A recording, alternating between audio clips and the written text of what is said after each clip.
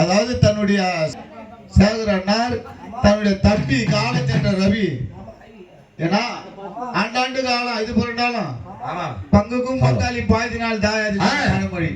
அதே மாதிரி தன்னுடைய தம்பி சின்ன வயதிலேயே காலம் சென்று விட்டானே, அந்த இல்லடத்தை தேடி நம்ம வந்து நம்ம தம்பியை மறக்க கூடாது, தன்னுடைய மாமியாரை மறக்க கூடாது என்று ரவி அண்ணாரையும் தன்னுடைய மாமியார் கோவிந்தம்மாவையும் சாலோக சாமி 4ஆம் சேர்த்து வைக்கின்றார். தெய்வமே